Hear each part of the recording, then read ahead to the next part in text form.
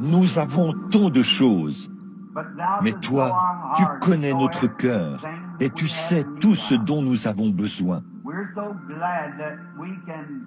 Nous sommes si heureux de pouvoir te les faire connaître par la prière, sachant que tu comprends et que tu nous accorderas ta bonté.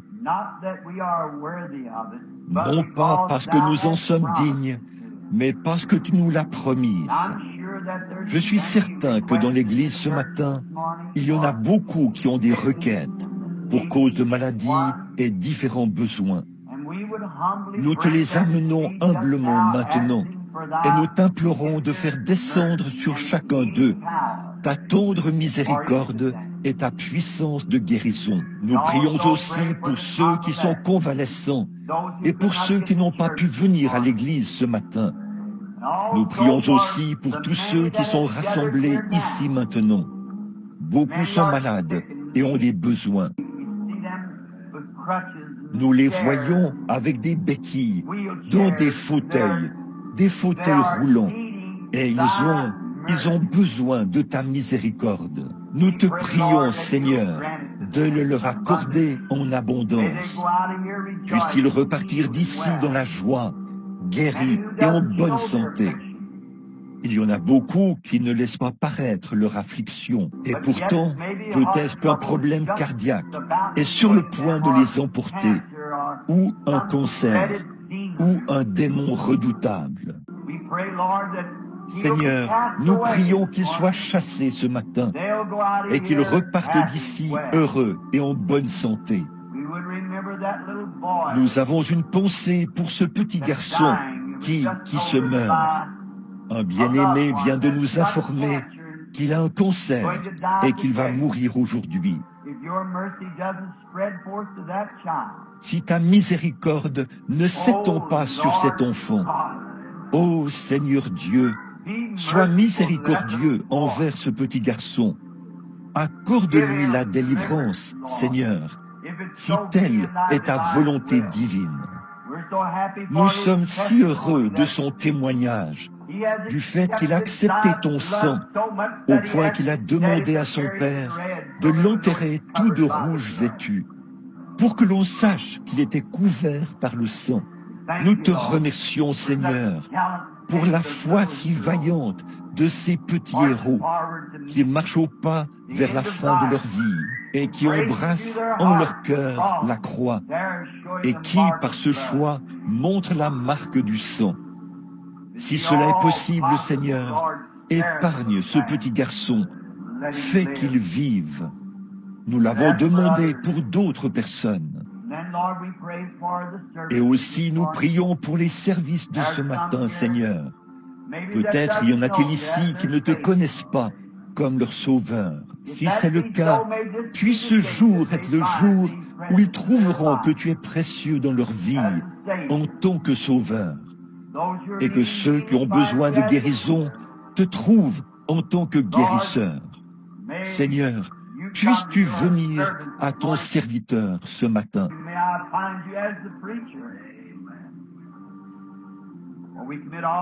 Fais que je te trouve en tant que prédicateur, car nous remettons tout ceci entre tes mains et te prions de nous exaucer au nom du Seigneur Jésus. Amen. Nous sommes toujours heureux de venir dans la maison du Seigneur, dans l'assemblée des premiers-nés. Et comme d'habitude, j'étais en retard. Je ne pensais pas pouvoir arriver ici sans faire de l'autostop. Ça, c'est une bonne plaisanterie à l'égard de ma femme. Elle est assise ici quelque part. Quand elle est partie ce matin, j'étais en train d'étudier au sous-sol. Et elle a dit, « Billy, j'ai les clés. » Et par la suite, j'ai constaté qu'elle avait aussi les clés du garage. Il m'était impossible d'entrer. C'était vraiment quelque chose. Le moment que j'ai passé là, au bout d'un moment, Billy ne me trouvait pas. Et il s'est dit, je me demande pourquoi il n'est pas encore là. Et il m'a appelé. Je lui ai dit, viens vite. J'ai dit, en fait, je n'ai aucun moyen de me rendre à l'église. Alors je suis heureux d'être ici. Je suis donc en retard.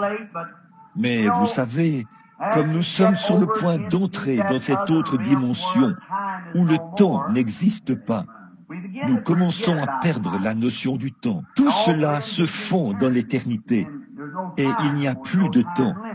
Il n'y a pas de limite de temps. Paul devait avoir à l'esprit quelque chose comme ça, la fois où il a prêché toute la nuit. Un garçon est tombé du bâtiment et s'est tué. Paul s'est étendu sur le garçon et la vie est revenue dans le jeune homme. Je crois que le pasteur m'a dit à l'instant qu'il y a un petit bébé qu'on veut consacrer ce matin. Donc, si la mère veut bien amener le petit tout de suite, nous le présenterons au Seigneur, le petit ou la petite, quel qu'il soit. Et j'aime bien les services de consécration. Voudrais-tu t'avancer, frère Neville? Bonjour, sœur. Quel est le nom du petit? Frank Wayne Dabney. Vous n'auriez pas un lien de parenté avec Robert Dabney, par hasard? Frank Wayne Dabney. Quel âge a-t-il? 8 semaines.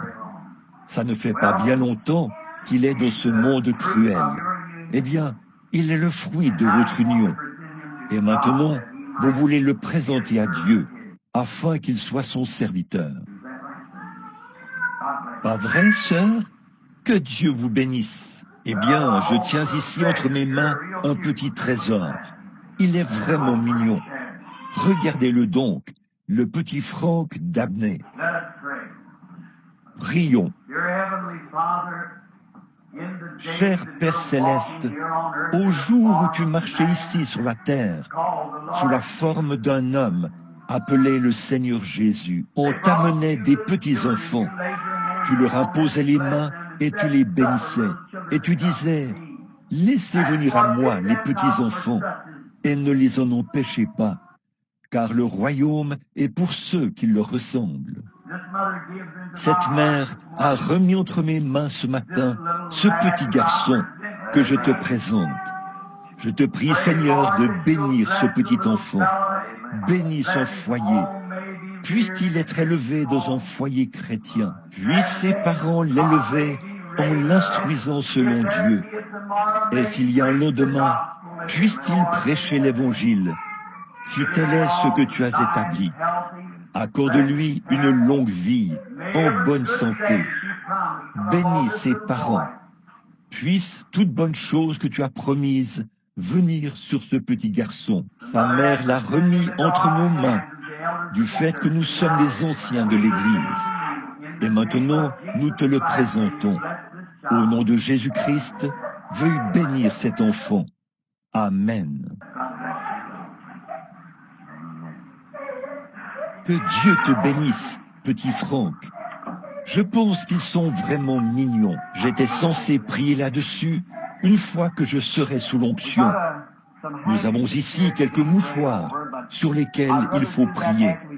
Mais je préférerais le faire après que nous aurons commencé à prier pour les malades et que l'onction pour le service sera descendue. Aussi, vaudrait-il mieux que nous prions là-dessus à ce moment-là. Je suis content de voir que beaucoup de mes amis sont ici. Je crois voir frère Charlie Cox, là derrière, dans l'auditoire. Et je vois aussi frère John O'Bannon, de Louisville, et beaucoup d'autres amis qui sont là, que je reconnais. Nous sommes donc heureux que vous soyez ici, assemblés avec nous ce matin pour servir le Seigneur.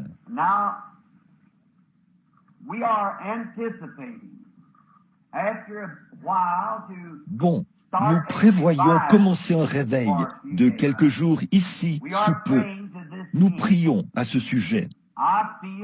Je pense que si Dieu n'amène pas un réveil ou s'il ne nous le met pas à cœur, alors ce réveil est le fruit de notre propre effort. Et si nous attendons et que lui sent qu'il est temps d'avoir un réveil, alors il nous met cela à cœur. Puis nous ressentons le besoin d'avoir le réveil. D'autres amis sont assis ici. Le père et la mère de frère Wood, l'un de nos administrateurs ici à l'église. Nous sommes heureux de les avoir parmi nous ce matin. Hier, en descendant la rue, il y avait un homme qui habitait ici en ville. C'était un homme assez fruste. Je l'ai toujours aimé. C'était un gentil garçon. Et ma femme habitait à côté de chez eux. C'était un genre de chanteur, un musicien, et il avait l'habitude de s'asseoir là, coiffé d'un grand chapeau de cow-boy, de tapoter du pied et de jouer de la scie musicale. Mais il travaillait pour la WPA. Et un jour, il s'est passé quelque chose qui m'est toujours revenu à l'esprit, ou plutôt, qui m'est longtemps resté à l'esprit. Cela ne m'a jamais quitté. Il avait plusieurs petits-enfants et une charmante épouse. Ils étaient pauvres au possible, comme nous le sommes tous. Et je les voyais qui attendaient en rang, debout sur le perron, l'arrivée du chèque de la WPA. Le facteur est arrivé dans leur rue. Ils étaient si heureux. Le lendemain, c'était Pâques. Ils allaient recevoir des bonbons de Pâques ou quelque chose du genre, une fois que le chèque de papa serait arrivé. Et quand le facteur est arrivé, il n'avait pas le chèque de papa.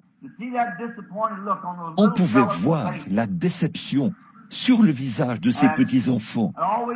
Et cette si grande déception m'est toujours restée à l'esprit. Je n'avais pas revu cet homme depuis des années.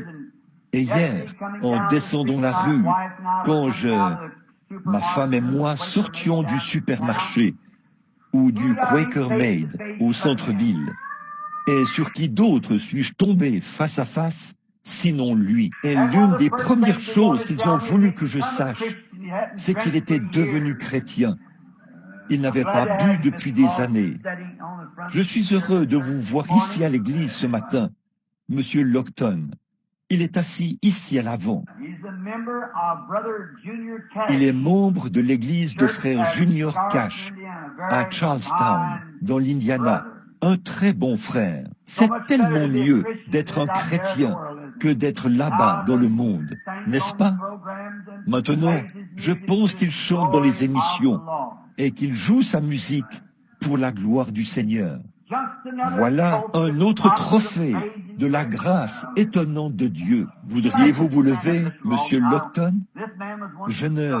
Autrefois, cet homme était en ivrogne. L'un de ces musiciens qui jouent lors des danses folkloriques, vous savez, ces violonistes et tout. Aujourd'hui, tout cela est converti dans l'intérêt du royaume de Dieu. Et il est ici en train de dire, « Seigneur, je t'en remercie. » Oh, hier, je parlais avec Monsieur Wood. Je lui ai dit, quand maman et toi arriverez de l'autre côté et que vous serez installés dans votre demeure, un de ces matins, et que vous serez très heureux, il y aura tout là-bas, de l'autre côté des collines, quelque part là-bas dans un vallon, une petite cabane qui sera construite. Et quand j'irai sur le perron, quand je sortirai pour me tenir sur le perron, je ferai retentir cet écho depuis ces vallons. Grâce infinie de notre Dieu, qui un jour m'a sauvé. J'étais perdu, mais maintenant il m'a retrouvé. Aveugle, maintenant je vois. Je parlais à Monsieur Wood, j'ai dit, eh bien, tapote maman sur l'épaule et dis, gloire à Dieu. Le brave frère Branham y est parvenu. Il est là-bas, dans sa petite cabane. Si jamais j'y arrive, ce sera par la grâce étonnante du Seigneur Jésus. Maintenant, pouvons-nous courber la tête un instant avant d'ouvrir la parole? Seigneur, nous sommes un peu comme un groupe d'enfants. Nous avons notre côté humain et nous avons notre sens de l'humour, notre communion fraternelle.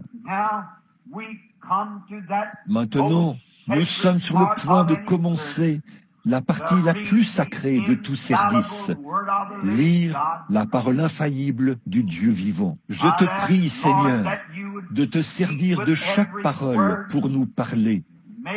Ces paroles qui seront prononcées, puissent-elles pénétrer dans le cœur des gens et moissonner ce qu'elles étaient destinées à moissonner. Puisse le glorieux Saint-Esprit descendre parmi nous maintenant pour prendre ces paroles qui seront lues et nous les dispenser selon nos besoins particuliers.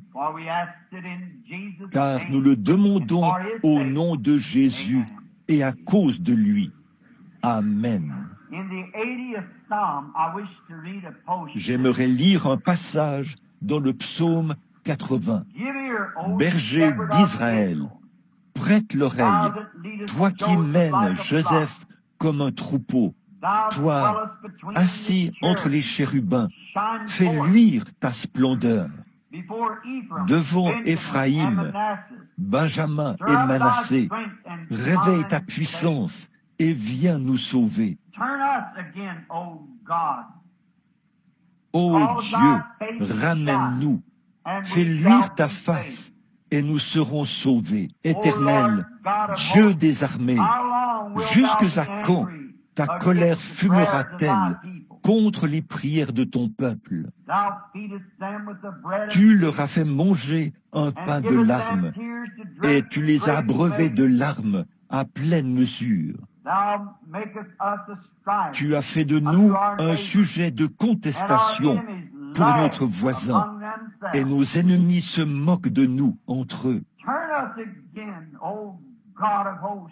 Ô Dieu des armées, ramène-nous, fais luire ta face, et nous serons sauvés.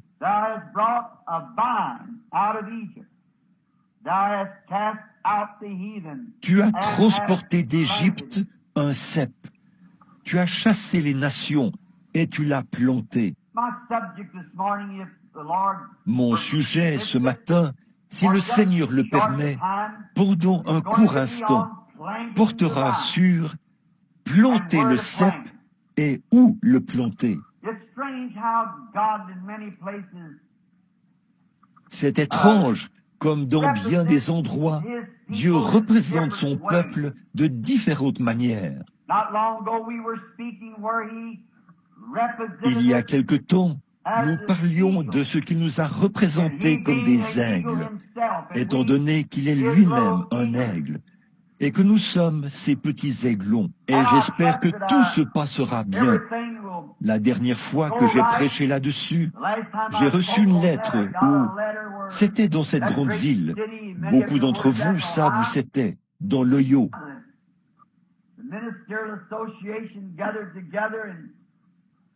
Là où l'association pastorale s'est réunie et a condamné mes réunions, parce que je crois que Dieu appelle un homme à la vie éternelle dès avant la fondation du monde.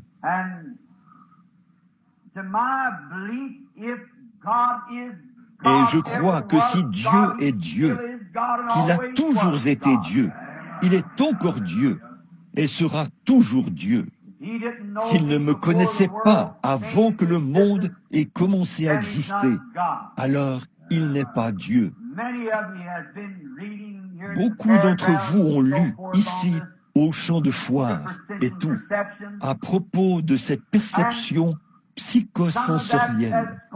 Et naturellement, certaines de ces choses sont utilisées contre mon ministère. Mais si jamais vous avez étudié, ou si vous avez l'occasion d'étudier la mythologie, un mythe, c'est quelque chose qui donne l'impression d'exister, mais ça n'existe pas. Et dans les Écritures, nous voyons que Jambres et Jannes se sont opposés à Moïse, en faisant pratiquement la même chose qu'eux, lorsqu'ils ont jeté la verge par terre et que cela s'est transformé en serpent. Moïse a fait venir des fléaux et eux aussi, ils ont pu faire venir des fléaux. Mais ils ne pouvaient pas faire disparaître les fléaux. Ils ne pouvaient pas guérir parce que Dieu est le seul guérisseur. Cependant, il pouvait faire venir des fléaux, puis Moïse les faisait disparaître. Alors, l'épreuve de force finale est arrivée, où Moïse a fait exactement ce que Dieu lui avait dit de faire. Et je sais que tout ce qui se passe dans le monde aujourd'hui aboutira finalement à une grande épreuve de force un de ces jours. Car la Bible dit, de même que Janès et Jambres s'opposèrent à Moïse, de même le feront des hommes à l'esprit réprouvé en ce qui concerne la foi. Ils s'opposeront dans les derniers jours, mais leurs folies seront manifestes. C'est une prophétie qui doit s'accomplir. Et vous pouvez voir apparaître les deux camps maintenant. Mais Moïse a fait exactement ce que Dieu lui avait dit de faire. Il a jeté la verge par terre et elle est devenue un serpent. Et ces devins se sont présentés là. Chacun a jeté sa verge par terre et elle est devenue un serpent. Moïse est arrivé au bout de son intelligence et au bout de sa force. Mais c'est précisément à ça que Dieu veut nous amener, tout au bout de notre rouleau. Et là, il intervient. C'est bien là sa manière de faire. Peut-être que vous êtes si malade ce matin que le médecin dit que vous ne pouvez plus vivre. Quelqu'un qui se noie s'accrochera à n'importe quoi. C'est comme ça quand nous essayons de... Tout ce que nous pouvons faire nous-mêmes et qui relève de l'humain, nous le faisons. Mais quand on en arrive au point où il n'y a plus d'autre espoir, là, ceux qui ne croient pas à la guérison divine, ils croiront sans hésiter. C'est leur seul espoir. Et Moïse était au bout de ses capacités. Dieu est alors intervenu et a fait en sorte que son serpent dévore le serpent de l'autre homme. Et là, son serpent n'existait plus. Maintenant, pour ce qui est de la perception psychosensorielle et de la mythologie, et de tous les spirites. Avant de commencer mon sujet, permettez-moi de mettre ceci au clair, avec l'aide de Dieu, si possible. Le diable peut faire en sorte que les choses paraissent normales, mais elles finissent toujours par démontrer qu'elles ne le sont pas. En effet, ils n'ont jamais réussi à obtenir une photo de ces différents esprits qu'ils prétendent faire apparaître. Parce qu'en fait, il n'existe pas. Mais quand est venu le temps pour Dieu de prouver à la science qu'il était Dieu, il a permis que la photo soit prise. Ça demeurera toujours. L'examinateur a dit, la lumière a frappé l'objectif. Cette lumière était vraiment là. Ce n'était pas de la psychologie. Alors, vous voyez que ce que Dieu fait demeure. Le serpent de Moïse a avalé le serpent des autres. Et il a pu prendre cela et le tenir dans sa main, alors que leur serpent était là, à l'intérieur de ce bâton. Ce que le diable fait est un mythe. Ce que Dieu fait est réel. Alors j'aimerais que ceci pénètre profondément dans les cœurs. Quand Dieu sauve un homme, il est sauvé. Vous n'avez pas à vous inquiéter de revenir en arrière. Vous ne le pouvez pas. Ce que Dieu fait est éternel. Le diable peut vous manipuler et vous faire croire que vous êtes sauvé. Mais quand Dieu vous sauve vraiment, vous avez cela à tout jamais. Parce que vous avez la vie éternelle. Jésus l'a dit, celui qui écoute mes paroles et qui croit à celui qui m'a envoyé a la vie éternelle et ne viendra jamais en jugement.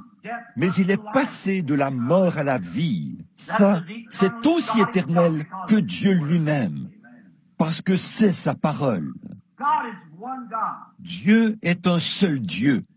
Il ne peut pas se croiser à autre chose. Il est indivisible. Dieu est Dieu. Le premier commandement dit, « Tu n'auras pas d'autre Dieu devant ma face ». Donc, on ne peut pas mélanger de l'huile et de l'eau et faire en sorte que ça marche bien. C'est soit de l'eau, soit de l'huile. Et Dieu demeure le même Dieu. Nous avons une religion tout embrouillée où on dit, Dieu autrefois, il a fait ceci, et aujourd'hui, il ne le fait plus. En cela, nous essayons de mélanger de l'huile et de l'eau. car l'Écriture dit, il est le même hier, aujourd'hui et éternellement. Ça ne se mélangera tout simplement pas avec l'incrédulité. La foi ne le fera pas. Nous avons foi en Dieu. C'est éternel. L'incrédulité a toujours existé, depuis le Jardin d'Éden. Dieu a toujours voulu que son peuple croie ceci.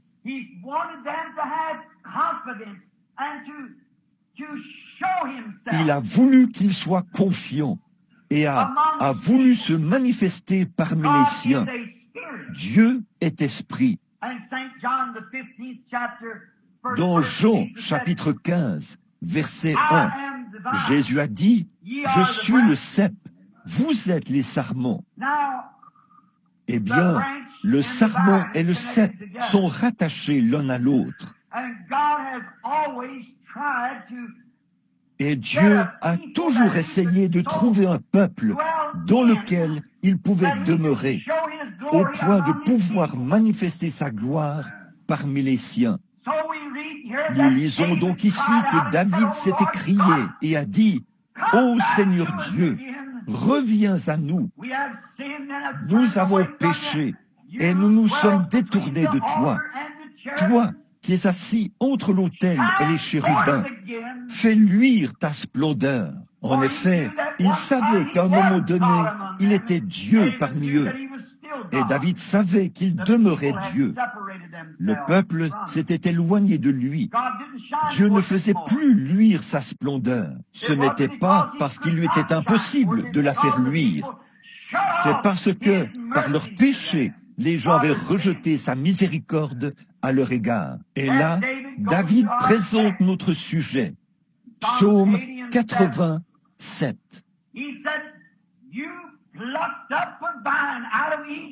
Il a dit, « Tu as déraciné un cep de l'Égypte, tu l'as transporté et tu l'as planté dans une bonne terre. » Il s'agissait d'Israël, le peuple de Dieu qui était en Égypte. Ils étaient un bon cep. C'était le peuple que Dieu avait choisi. Mais si un bon cep n'est pas planté dans une bonne terre, il ne produira pas de bons fruits. Tout dépend de l'endroit où le cep est planté. C'est cela qui détermine les résultats de la récolte. Aussi Dieu a-t-il sorti Israël d'une terre aride. C'est un peu comme aujourd'hui. Nous avons dans le pays beaucoup de grands et braves croyants qui se retrouvent dans toutes les églises dénominationnelles. Ils sont de différentes dénominations et de différents milieux. C'est pourquoi, dans mon ministère, je n'ai jamais essayé, à aucun moment, de dénigrer quelqu'un ou quelque dénomination, parce qu'il y a de braves gens dans toutes ces dénominations. Ce sont des gens que Dieu a appelés et choisis. Auriez-vous pu condamner Israël pendant qu'ils étaient en Égypte? Ils étaient simplement partis du mauvais pied. Et leur péché les avait séparés de Dieu. Et ils avaient été plantés en Égypte. C'est comme ça que sont beaucoup de gens dans les églises aujourd'hui. Ce sont de braves gens, mais ils sont plantés au mauvais endroit. Maintenant, si un vrai croyant est conduit à Christ et qu'il est planté dans une grande dénomination qui ne croit pas aux miracles, aux signes et aux prodiges du Seigneur, cette personne peut très bien être un chrétien authentique, être un catholique, un baptiste, un presbytérien, un témoin de Jéhovah ou autre chose. Dans cette église, être un authentique cep de Dieu, mais le credo dénominationnel ôtera la vie de ce cep. Il ne pourra pas produire son fruit. Et d'habitude, les fruits que l'on récolte d'un cep rabougri ou de celui qui n'est pas dans une bonne terre ce sont de mauvais fruits. It'll come forth like apples and be Ils gnawed pousseront comme poussent les pommes. and Ils wormy. seront ratatinés et rongés par les vers. Ils deviendront la proie de tous les insectes. A good, healthy vine doesn't even have to Un be cep sprayed. en bonne santé It's n'a même pas healthy enough besoin to d'être grow. vaporisé. Il est en assez bonne santé pour repousser tous ses ennemis. C'est pareil pour un chrétien né de nouveau. On n'a pas besoin de les vaporiser tout le temps et de leur passer la main dans le dos. They're spiritually healthy enough to throw all of the scandal of the Ils world. sont en assez bonne santé spirituelle pour repousser tous les scandales du monde. They are living off of the true Ils nourishment. vivent de la vraie nourriture. A tree sometimes Parfois, un arbre ou une plante qui a poussé dans des endroits arides doesn't have enough. et qui n'a pas eu suffisamment d'humidité pour s'alimenter, It'll bear little knotty. elle produira de petits fruits tout ratatinés qui n'auront pas l'air des fruits que devrait produire son cep. Mon frère, ma sœur, c'est ce qu'il en est des églises aujourd'hui. Le pécheur y entre. Peut-être qu'après qu'il a été repris dans sa conscience à la maison, il est allé lire sa Bible et est ensuite allé à l'église, au lieu d'y trouver de belles grosses pommes ou des raisins succulents. La vie du Seigneur Jésus qui se reproduit dans l'église, il y trouve des petites pensées dénominationnelles et futiles, ratatinées et rongées par les vers. Nous, les baptistes, c'est nous qui l'avons. Eux, ils n'ont rien à y voir. Nous, les méthodistes, c'est nous qui l'avons. Les bras de Dieu s'étendent d'un océan à l'autre et d'un rivage à l'autre, et il peut sauver à l'extrême. Mais c'est ce que nous voyons dans ces endroits où nous allons.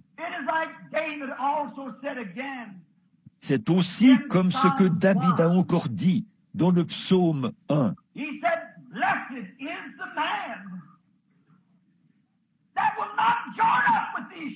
Il a dit, « Heureux l'homme qui ne marche pas en compagnie des moqueurs et des impies, qui ne s'associe pas à eux, qui ne s'assied pas avec eux. » Vous savez, les moqueurs qui disent « Les jours des miracles sont passés ».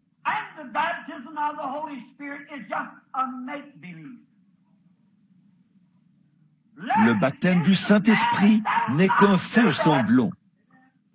Heureux l'homme qui ne fera pas cela. Heureux l'homme qui se dressera contre une telle chose. Ils ne veulent pas mélanger ces choses. Et vous ne pouvez pas mélanger ces choses.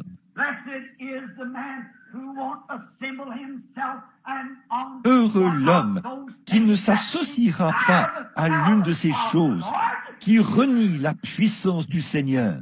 La Bible dit, sortez du milieu d'une telle chose, car il viendra un jour où ils seront emportés, enflés d'orgueil, aimant le plaisir plus que Dieu, ayant l'apparence de la piété, mais reniant ceux qui ont fait la force.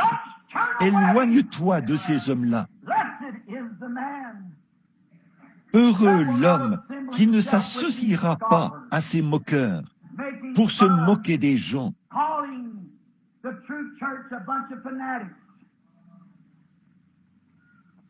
Et traiter la vraie Église de bande de fanatiques. Il sera comme un arbre planté près des courants d'eau. Dieu l'a placé dans une place de choix. Son fruit ne se flétrira point. Il donnera des feuilles et des fruits en sa saison. Observez la manière dont David a formulé cela. Cet homme est béni. Il sera planté. Pas seulement installé là. Vous savez, j'aime voir tout ce qui est planté. Or, en Égypte, Israël n'était pas planté. Ils étaient simplement installés. Ce n'était pas leur terre d'origine. Et un homme qui est chrétien et qui fait reposer sa destination éternelle sur un credo dénominationnel. Il n'est pas à sa place. Il est né pour être libre, pour être un enfant de Dieu, pour adorer Dieu. Mais il est sous l'emprise d'un credo. Il ne peut pas produire son fruit. Pourtant, il y a en lui quelque chose qui désire ardemment le faire.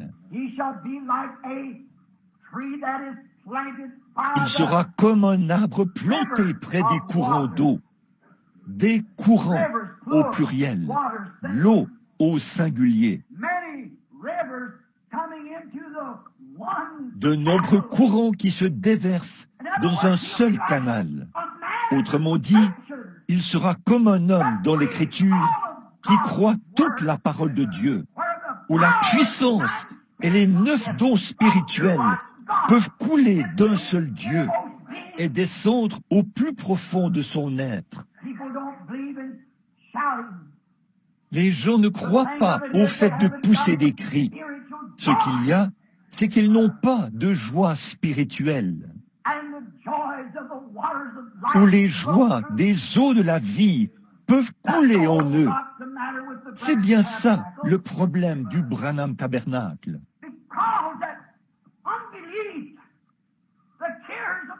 Parce que l'incrédulité et les soucis du monde ont tant lié les gens qu'ils sont incapables de croître spirituellement.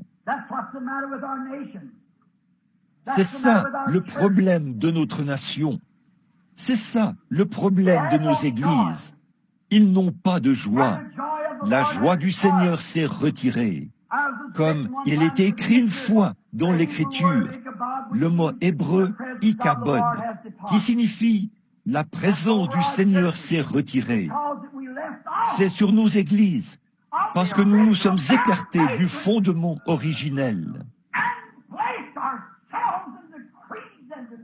que nous nous sommes remis au credo et aux dénominations, et que nous avons permis aux choses du monde d'assécher notre expérience avec Dieu. Oh, venez avec moi en Arizona, que j'aille avec vous dans les déserts que j'ai parcourus pendant tant d'années. Tout ce qui se trouve dans le désert a une épine. Si vous arrivez devant n'importe quelle petite plante, ne vous en approchez pas, elle vous piquera. Ces épines sont toujours bien dressées, prêtes à piquer tout ce qui s'en approche. Qu'est-ce qu'il y a? Qu'est-ce qui a fait qu'il y ait ces épines? C'est dû à l'absence d'eau. Voilà ce qui l'a desséché. Cette épine, c'est une feuille qui s'est enroulée. À cause du manque d'eau, elle est devenue une épine. C'est pareil pour l'Église aujourd'hui. Quand l'Église s'éloigne de la source de la vie, quand elle s'éloigne des joies du salut, quand elle s'éloigne du Seigneur Dieu, à ce moment-là, cette personne devient une épine. Elle est toujours là à critiquer, à piquer. Dès que vous l'abordez, je suis presbytérien, je suis méthodiste, je suis telle et telle chose. Ne me parlez pas de ces choses-là. Une épine, elle ne porte pas de fruits. Prenez cette même plante, le cactus, et mettez-la pendant quelques générations dans une terre où il y a beaucoup d'eau. Cette épine va se déployer et devenir une feuille souple, et elle va porter du fruit. Quel est le problème de l'Église aujourd'hui? Elle a été établie en dénomination. Elle s'est donné des credos dénominationnels, et cela la lie. Il ne s'y trouve pas de joie. Elle est juste arrosée de temps en temps par un petit réveil pour la faire tenir. Ce qu'il lui faut, c'est de sortir du milieu des moqueurs et des incroyants et d'être planté près des courants d'eau, car il y a une source remplie du sang, des veines d'Emmanuel. Tout pécheur, les incroyants, plongés dans ce flot, est lavé de tout péché. Un arbre a dit David, planté près des courants d'eau. Oh, Dieu ne peut pas se répandre dans un cactus. Or, l'eau représente la vie. Nous savons que dans le désert, Moïse a frappé le rocher et cela fait jaillir des eaux de la vie pour un peuple qui était en train de périr. Et Jésus a dit, comme Moïse frappa le rocher dans le désert, il faut de même que le Fils de l'homme soit élevé. Et il a été frappé. La vie se trouve dans une cellule de sang. Et cette vie ne peut pas se manifester tant que la cellule de sang n'est pas interrompue et brisée. Quand Dieu a fait sortir Israël, il a fait un essai avec eux en tant que nation. Il les a déracinés de l'Égypte, du milieu des incroyants. Et il les a conduits sous sa tendre garde, sur les ailes d'un aigle. Ce grand aigle, Moïse, qui les a conduits de lieu en lieu pour essayer de les préparer pour traverser. 40 ans durant, il les a conduits et les a nourris dans le désert. Et il a nourri la terre, une bonne terre, une terre de choix. Et pendant 40 ans dans le désert, il a manifesté ses miracles, ses signes et ses prodiges. Il a opéré des miracles et des signes par ce prophète pour montrer qu'il était Dieu. Qui d'autre que lui pouvait assécher la mer? Qui d'autre que lui pouvait frapper l'Égypte? Qui d'autre que lui a osé lever la main? Mais au milieu de tout cela, il était Dieu. Et il a montré qu'il était Dieu. Il voulait certainement que son peuple le fasse. Puis, il a imbibé le sol de la Palestine, du sang des boucs, des génisses, des taureaux, des brebis. Mais les gens n'ont pas pu tenir ferme. Ce n'était pas suffisant, parce que la vie du taureau, la cellule de sang se brisait, et la vie animale revenait. Mais elle n'était pas compatible avec la vie humaine. Un jour, Dieu était déterminé à sauver son peuple, son Église prédestinée.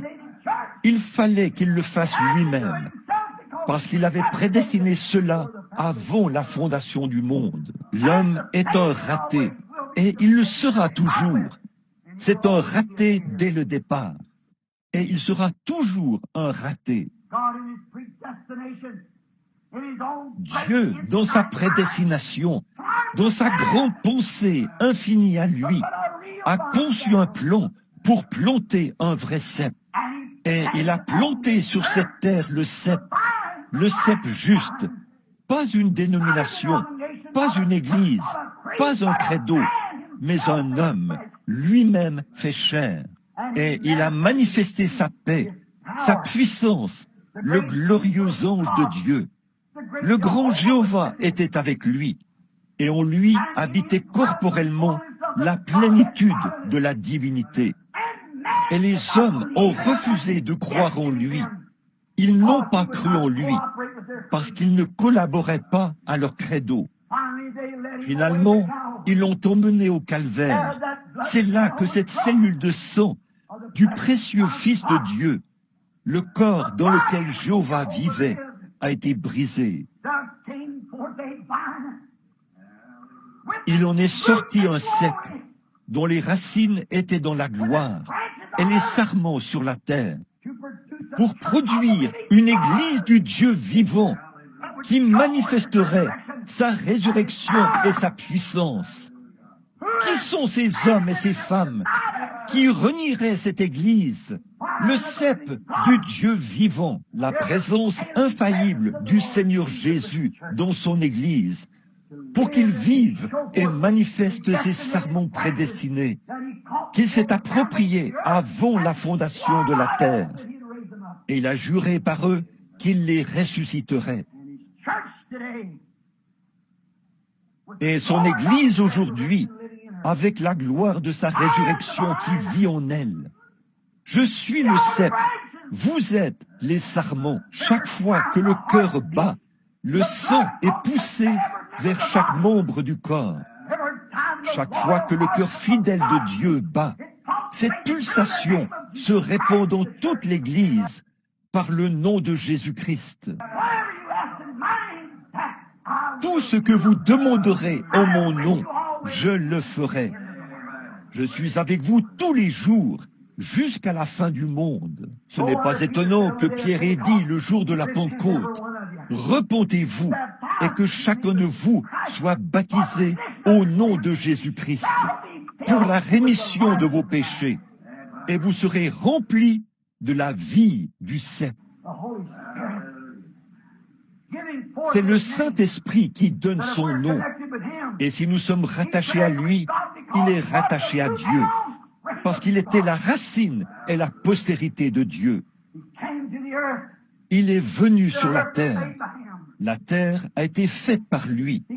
Il est venu dans le monde, et le monde ne l'a point connu. Ainsi donc, aujourd'hui, il, après sa mort, afin de donner la cellule de sang pour qu'elle soit brisée, afin que par le sang de Jésus-Christ, une église puisse être sanctifiée et mise en ordre, pour que le glorieux Saint-Esprit, qui est la vie du cep, la vie éternelle du cep, pour que les pulsations du Saint-Esprit puissent parcourir chaque membre de l'Église du Dieu vivant. Ce n'est pas étonnant qu'ils soient des gens bizarres et étranges.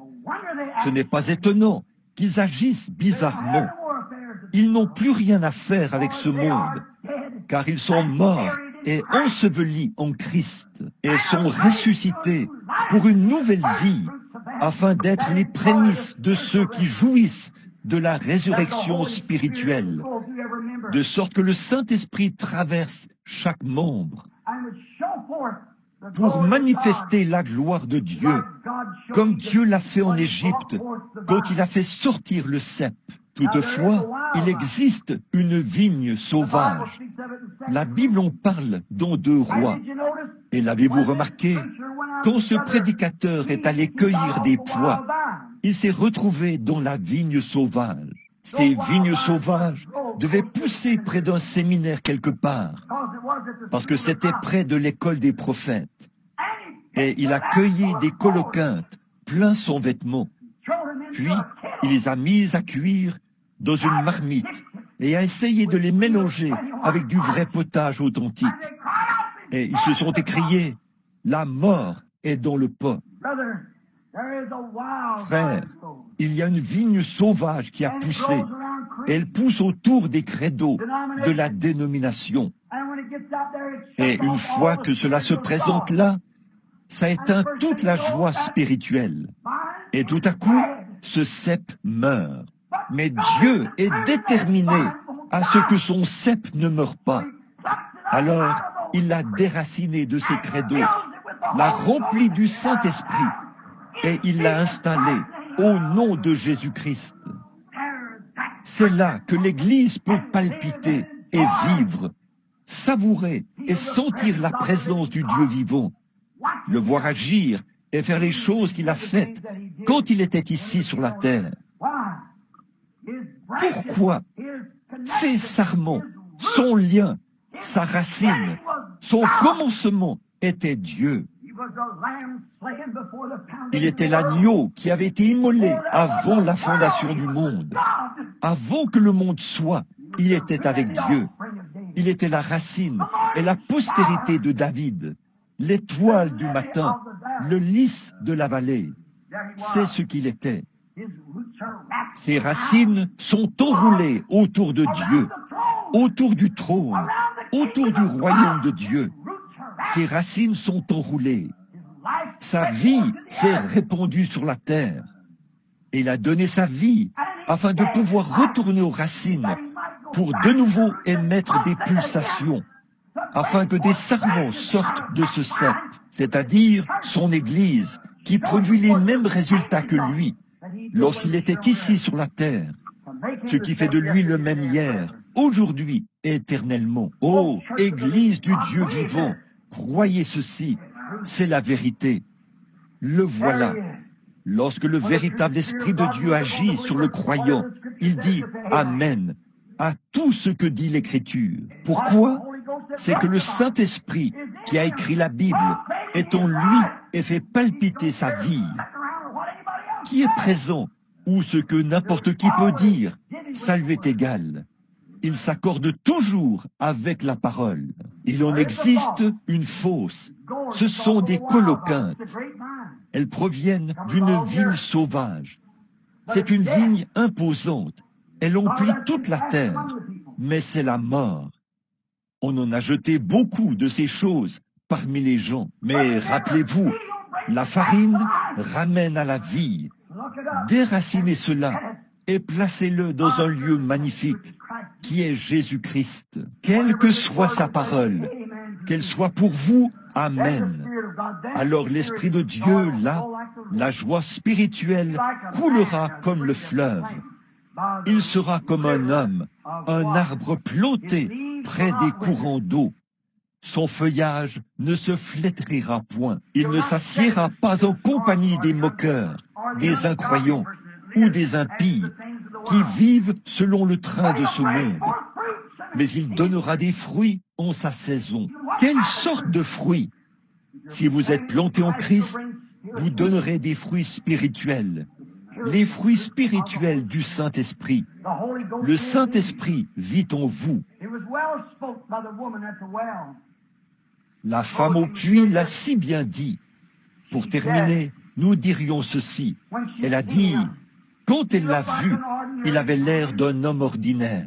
Il n'y avait rien pour attirer les regards plutôt. En effet, l'Écriture dit, son aspect n'avait rien pour nous plaire. Nous détournions le visage de lui.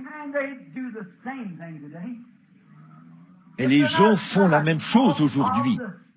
S'ils ne sont pas florissants en fruits spirituels de l'esprit, s'ils ne sont pas florissants en choses qui se rapportent à Dieu, Christ est pour eux quelque chose de répugnant, une bande exaltée, une bande de fous qui n'ont pas toute leur tête. Mais le croyant, quant à lui, il s'y attache. C'est la vie éternelle. Rien ne peut nous séparer de l'amour de Dieu. Ni la mort, ni le chagrin, ni la famine, ni rien ne peut nous séparer. Nous avons la sécurité éternelle sous sa protection. Nous y voilà, lorsqu'il étreint la croix. La femme a dit, quand il a posé cette question, « Veux-tu m'apporter à boire ?» Elle a dit, « Toi, un homme, un juif, vous n'avez pas coutume de me poser à moi, une Samaritaine, ce genre de questions. » Il a dit, « Mais si tu savais, autrement dit, disons-le comme ceci, si tu savais combien tu es proche de la source de la vie, je te donnerai une eau que tu ne viendrais pas puiser ici. Je te transplanterai, toi qui es samaritaine. Je t'amènerai, toi qui es pécheresse. » Ça, c'est l'incroyant, celui qui n'y croit pas. Si seulement tu me laisses déraciner ce matin, a-t-il dit, je te planterai près des courants d'eau. Par le baptême du Saint-Esprit, je te mettrai dans un état tel que tu croiras que chaque parole que je prononce est la vérité. Si seulement tu me laissais te déraciner ce matin, tu serais un bon sarment. Tu n'es pas à ta place dans cette vigne sauvage. Ta place est ici. Alors laisse-moi te déraciner, te planter en mon nom près des courants de chaque affluent de la parole de Dieu. Car chaque parole de Dieu est vraie. Chaque promesse divine est la vérité. Je vais te planter près des courants d'une seule eau, d'un seul Dieu, et tu donneras ton fruit en ta saison. Tes feuilles ne se flétriront point, et tout ce que tu feras te réussira. Tu te tiendras debout quand il n'y a pas d'autre endroit où se tenir. Tu te tiendras là, de toute façon, sachant que c'est Dieu qui a fait la promesse. Laisse-moi te déraciner, a-t-il dit, et te planter ici, près de cette eau, pour que tu n'aies pas à courir vers ces lieux de credo, ces lieux dénominationnels pour trouver. Tu ne peux pas la trouver là-bas, de toute façon. Laisse-moi te déraciner de là où se trouve ce vieux puits à sec, où tu dois porter des seaux en étain, où il y a du bruit et tapage, boire un peu et revenir pour boire un peu. Je vais te donner la vie éternelle, la joie, comme d'un puits qui bouillonne jusque dans la vie éternelle. Laisse-moi le faire pour toi, a dit Christ à cette femme pécheresse. Et c'est la même chose qu'il dit à l'Église ce matin. Vous savez que Dieu existe. Vous croyez que Dieu existe. Mais la filiation où vous êtes, là, quelque chose vous a éloigné. Vous êtes dans un désert. La joie spirituelle est inexistante. Vous aimeriez avoir ce sentiment qu'ils ont eu le jour de la Pentecôte. N'aimeriez-vous pas avoir la joie qu'ils avaient quand Dieu a déversé sa vie dans le premier sarment de l'arbre? Cet arbre s'est mis à agir comme des gens ivres. Ils ont chancelé sous l'effet de l'esprit. Une petite femme charmante et sainte, comme la Vierge Marie, était là, à agir comme si elle était ivre. Oh, elle était ivre de l'esprit. Elle a essayé de parler, mais elle n'y arrivait pas. Elle avait des lèvres balbutiantes, ce qui signifie diviser, c'est-à-dire balbutier, lorsqu'on essaye de dire quelque chose. Elle était tellement remplie de l'esprit qu'elle n'arrivait pas à le dire. Des lèvres balbutiantes. Et tout à coup, ils se sont mis à parler dans une autre langue. Et un petit prédicateur, qui n'avait même pas assez d'instructions pour pouvoir écrire son propre nom sur un morceau de papier, a retourné une caisse à savon ou quelque chose, ou une souche, et a sauté dessus. Eh bien, ces incrédules se sont mis à dire, « Ces hommes sont ivres. » C'est cette bande d'exaltés. Ce petit homme a pris l'écriture, non pas un livre de credo, mais l'écriture. Il a dit, « Hommes israélites, et vous tous qui séjournez à Jérusalem, sachez ceci, car ces gens ne sont pas ivres comme vous le pensez, puisque c'est la 3e heure du jour. Mais c'est ici ce qui a été dit par le prophète Joël. Il arrivera que dans les derniers jours, dit Dieu, je répondrai de mon esprit. C'est ce qui les fait palpiter. Aimeriez-vous être déraciné d'un vieux credo quelconque pour être placé près des sources de la vie, où la paix est comme un fleuve? La mort elle-même a envahi un petit garçon rempli de cancers là-bas, mais il a reçu le Saint-Esprit. Les médecins lui disent qu'il se meurt. Son père lui a demandé, « Ah, as-tu peur ?» Il a dit, « Je suis prêt, je suis prêt. » Et pour laisser un témoignage à ce monde, enterre-moi tout de rouge vêtu, car ce sera un signe que le sang de Jésus-Christ m'a couvert. C'est ce que cela fait. La joie, comme un fleuve, peut affronter la mort, affronter le monde, affronter la tentation, faire face aux critiqueurs et briller comme un ange. Pourquoi? Votre vie ne vous appartient pas. Vous êtes mort. Vous avez été enseveli dans le nom de Jésus-Christ et vous êtes ressuscité à une vie nouvelle. Il peut faire palpiter en vous sa bénédiction et produire des sarments rattachés au cep. Je les placerai dans un lieu de choix. Dieu a dit que son Fils était son choix. Comment entre-t-on au Christ? Qu'a dit Pierre le jour de la Pentecôte au sujet de la manière d'entrer en Christ? Il a dit, « Repentez-vous, chacun de vous, et soyez baptisés au nom de Jésus-Christ pour la rémission de vos péchés. Et vous recevrez le don du Saint-Esprit, car la promesse est pour vous, pour vos enfants et pour ceux qui sont au loin, en aussi grand nombre que le Seigneur notre Dieu les appellera. » Cet appel vous incluait.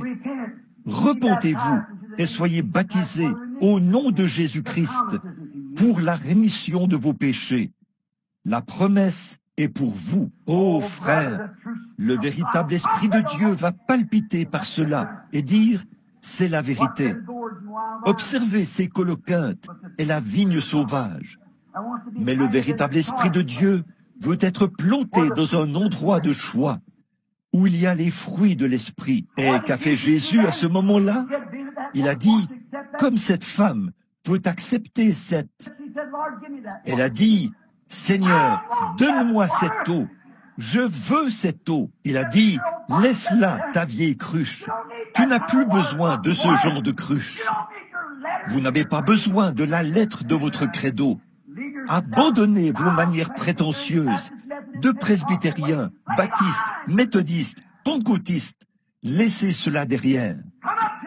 Venez ici, à la source, et je vous remplirai d'une joie telle qu'elle coulera comme le fleuve. Comme l'a dit le vieil homme de couleur, j'ai la paix comme un fleuve. Elle coule jour et nuit.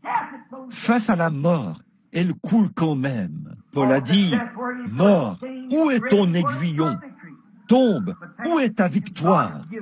Mais grâce soient rendues à Dieu, qui nous donne la victoire par Jésus-Christ.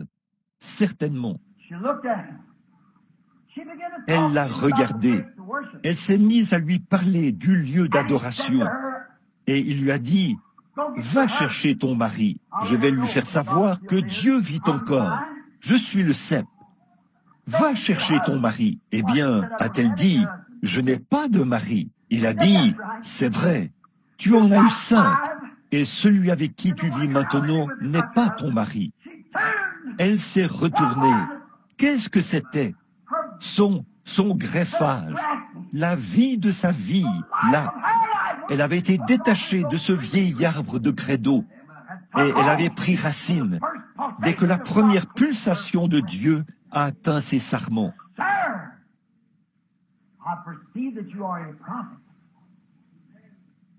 Seigneur, je vois que tu es prophète, et je sais que l'Écriture dit que le Messie viendra et qu'il fera ces choses.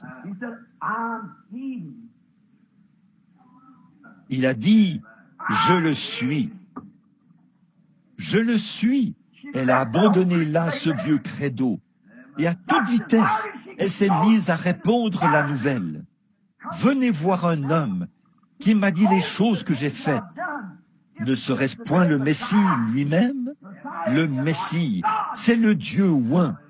Elle l'a reconnu comme étant Dieu. Emmanuel, le prophète. Dieu, je suis le cep. Vous êtes les sarments. Elle a dit, eh bien, vous les Juifs, vous adorez à Jérusalem. Vous avez là-bas une grande église et des credos. Il a dit, je le sais. Elle a dit, nous adorons ici, sur cette montagne. Il a dit, je le sais. Mais le temps vient, et il est déjà venu, où ces credos de Jérusalem, où ces credos des Samaritains ne marcheront pas. Car Dieu est esprit, et il faut que ceux qui l'adorent en esprit et en vérité. Voilà le sarment qui a la vérité. Repentez-vous, chacun de vous, et soyez baptisés au nom de Jésus-Christ pour la rémission de vos péchés, et vous serez rattachés au sarment. Vous aurez cette même chose, car l'Esprit de Dieu palpitera en vous, et il vous apportera des courants de joie, de paix, de longanimité, de foi, de bonté, de douceur, de bienveillance. Il vous fera de loup que vous étiez, ça fera de vous un agneau. De buse, ça fera une colombe. Voyez, c'est l'Esprit du Dieu vivant qui change votre nature. Alors, venez à lui, soyez greffés et devenez l'un de ses sarments.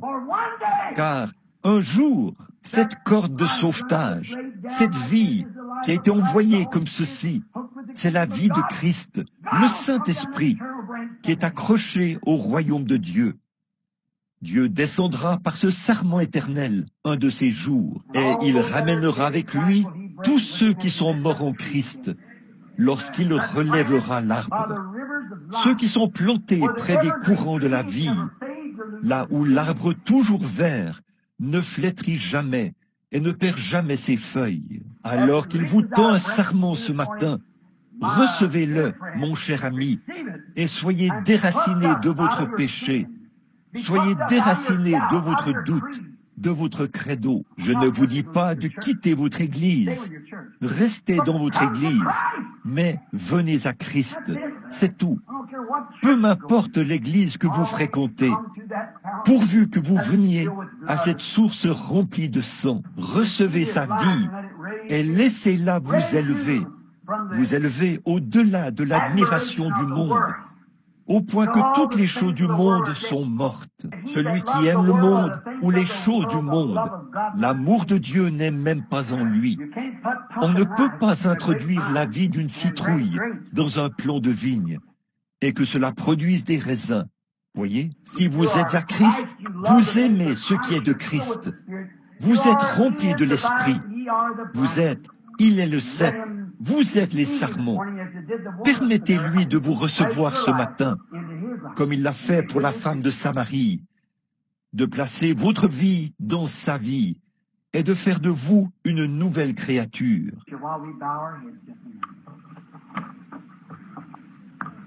Pendant que nous courbons la tête un instant, avons compris, y en a-t-il qui voudraient lever la main pour dire « Priez pour moi, frère ».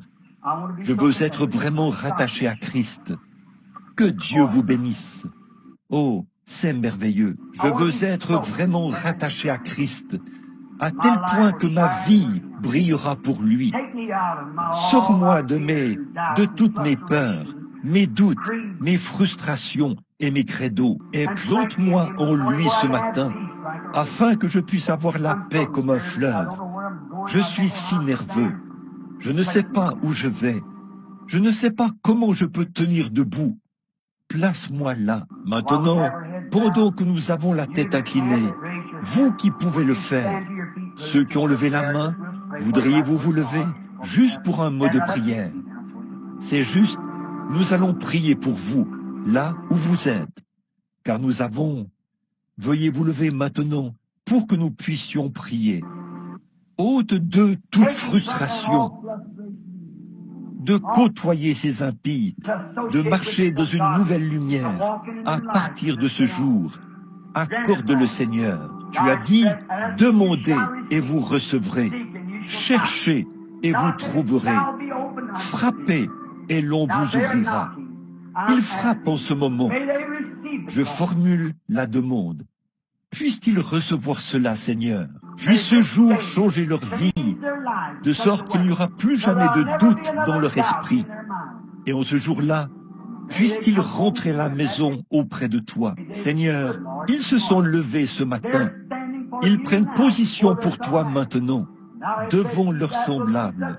Tu as dit, celui qui fera cela, je prendrai position pour lui devant Dieu et devant les saints anges. Mais celui qui aura honte de moi, alors en ce jour-là, j'aurai honte de lui.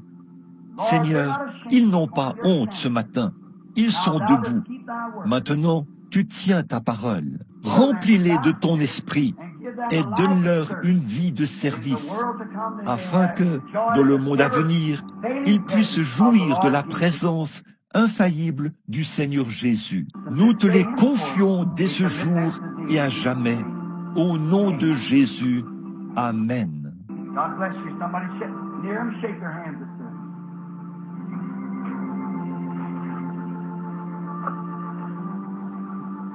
Que Dieu vous bénisse. Que quelqu'un qui est près d'eux leur serre la main. Ceux qui sont près d'eux.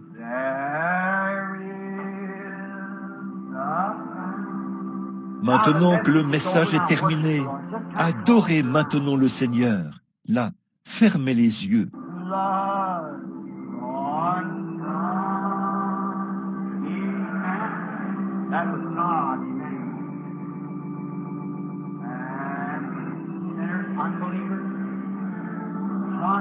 Dépêchez-vous, courez, venez.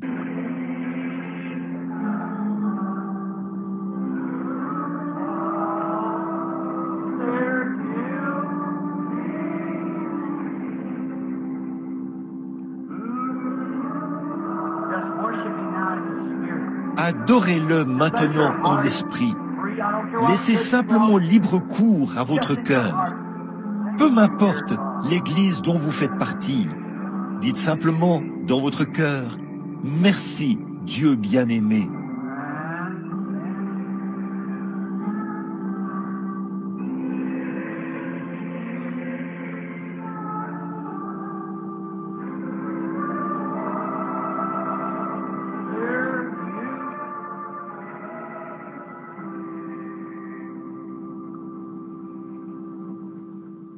Maintenant, je veux que vous leviez la main, vous les chrétiens, là, les croyants, et que vous chantiez ceci avec moi. There stands my faith, I saw that sweet thy glory. Pas un credo, là, souvenez-vous-en.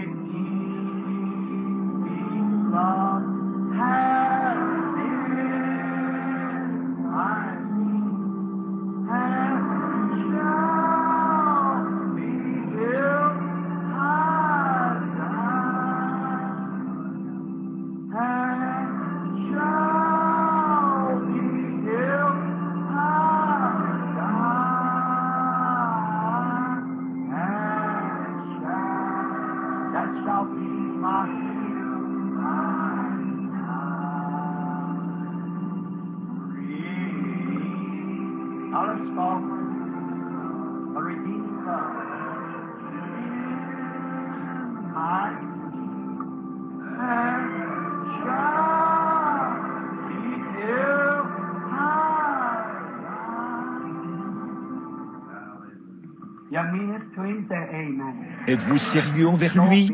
Dites Amen. Qu'il en soit ainsi. Ma foi regarde à toi. Combien sont malades et ont des besoins ce matin? Après l'aide spirituelle, vous avez besoin d'une aide physique.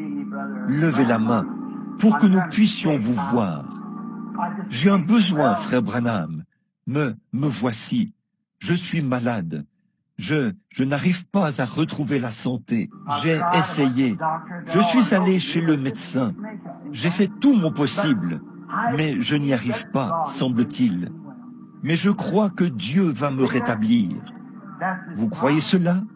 C'est sa promesse. Maintenant, êtes-vous planté près des courants d'eau? Quelle eau? Ce Christ qui était frappé. De même que du rocher ont jailli les eaux pour sauver de la mort un peuple qui périssait. Christ a été frappé pour que de son corps sorte le Saint-Esprit, afin que le peuple qui se meurt ne périsse point, mais qu'il ait la vie éternelle. Êtes-vous? Il y a beaucoup de choses. Dieu a fait la promesse qu'il guérira. Il a été blessé pour nos transgressions, brisé pour notre iniquité. Le châtiment qui nous donne la paix est tombé sur lui. C'est par ses meurtrissures que nous sommes guéris. Des courants d'une seule eau, le Saint-Esprit. Il y a premièrement des apôtres, des prophètes, des docteurs, des évangélistes, des pasteurs. Des courants d'une seule eau. Il y a diversité de dons. Certains sont appelés à prophétiser. Certains sont appelés, le don de guérison leur est donné. Certains ont la sagesse. Certains ont la connaissance par le même esprit. Certains parlent en langue. Certains interprètent. Tous par le même esprit. 1 Corinthiens 12. Qu'est-ce? Des courants de grandes eaux, d'une grande eau, de nombreux courants d'une seule eau. Le Saint-Esprit qui donne beaucoup de dons et de bénédictions de partout. Il apporte aussi de riches dons, des dons de guérison, des dons de salut, des dons du Saint-Esprit pour agir dans votre Église, parmi les gens, des courants. Et la joie comme le fleuve est la source. Comme c'est beau.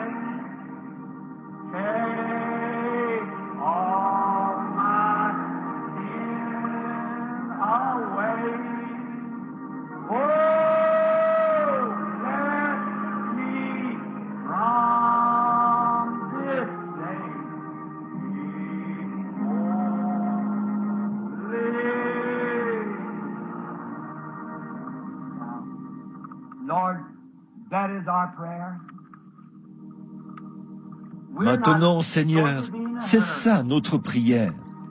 Nous n'allons pas nous précipiter. C'est le sabbat. C'est le jour que tu as créé.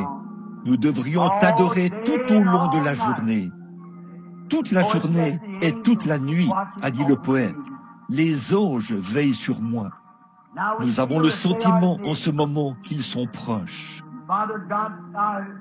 Dieu notre Père, j'ai dit des choses très sévères, mais je ne l'ai pas fait.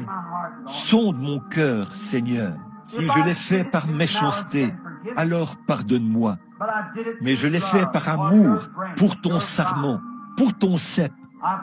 Je prie, Seigneur, et s'il y en a ici qui sont affiliés à de grandes dénominations, souviens-toi, je ne cherche pas à leur demander d'en sortir. Tout ce que je leur demande, c'est de ne pas être liés à leur credo, mais de venir à toi, afin d'être déliés et formés, et que l'Esprit soit déversé en eux. Alors leur Église deviendra une meilleure Église, une Église spirituelle, celle que tu viens chercher, celle qui est sans tache ni ride, lavée dans le sang de l'agneau. Père, ce monde intellectuel d'aujourd'hui s'en est éloigné. Il recherche de grandes foules et de grandes églises, comme la vigne sauvage. Mais Seigneur, nous nous en tenons à ce doux fruit, le fruit de l'Esprit, qui apporte de la douceur à notre âme. Nous te demandons maintenant de bénir ces malades qui s'avancent pour qu'on prie pour eux. Seigneur, pourrais-je te demander une fois encore, voudrais-tu sanctifier ce sarment indigne par ton sang, afin que ton esprit coule à travers lui et manifeste le Dieu vivant, pour montrer que tu es ce même Dieu qui a parlé à la femme au puits. Qu'il en soit ainsi, que les gens ne soient pas dans la confusion, et qu'ils voient où l'Esprit de Dieu se trouve réellement, que c'est dans le cœur du croyant, pas dans une église quelconque, mais dans le cœur d'un croyant. Accorde-le, Père. Je m'attends à toi maintenant, que tu te manifestes, comme tu te manifestais au jour d'autrefois, comme tu t'es manifesté en Jésus, lui qui est mort pour que nous soyons purs. Puisse le même esprit qui était en lui se manifester à travers nous et produire les mêmes résultats. Accorde-le, Père, car je remets toutes choses entre tes mains par le beau nom de ton Fils Jésus. Amen.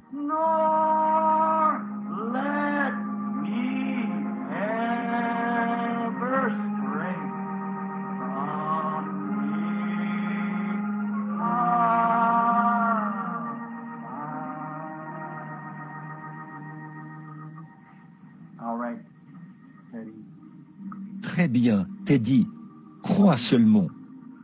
Maintenant, combien ici sont... Billy a dit qu'il a distribué des cartes de prière.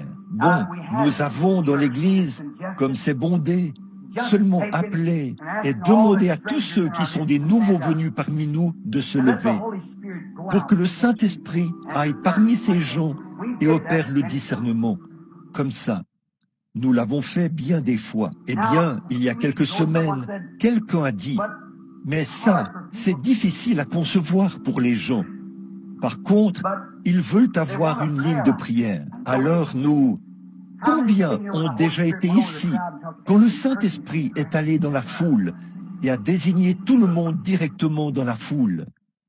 Certainement. Bon, j'ai dit à Billy de distribuer des cartes pour que nous puissions appeler les gens par groupe et prier pour eux, vous voyez, afin de pouvoir les prendre tous. Et donc, immédiatement après ceci, il y aura un service de baptême pour vous qui désirez vous faire baptiser.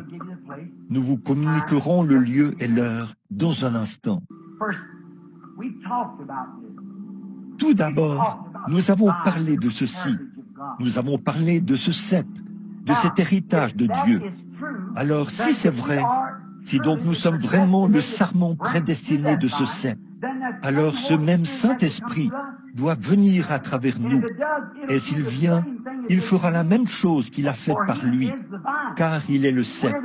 Nous sommes les sarments. Et si la vie qui est dans le cep doit être dans le sarment pour faire vivre le sarment, s'il produit quelque chose d'autre que ce que ce cep a produit, alors c'est le mauvais cep. C'est ce que j'essaie de dire.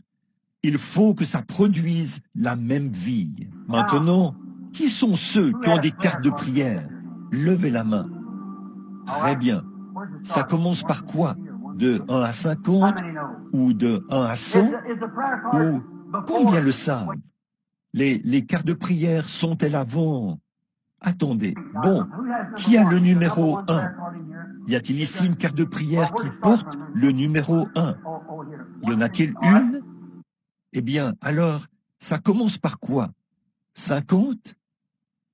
Oh, oh là, de 1 à 50. Très bien, tenez-vous là, voyez, le numéro 1, numéro 2, numéro 2. Très bien, tenez-vous là, numéro 3, la carte de prière numéro 3. Est-ce que la personne est dans le bâtiment? Peut-elle se lever? Je suis désolé, il y en a un peu partout. Numéro 3. Voudriez-vous venir ici, madame? Number 4. Who has prayer card number 4?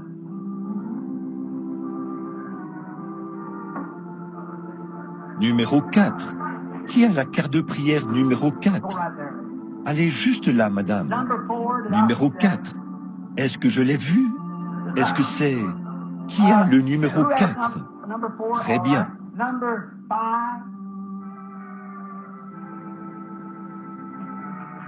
Number 6. Numéro 5. 7. Numéro 6. 7. Number 8.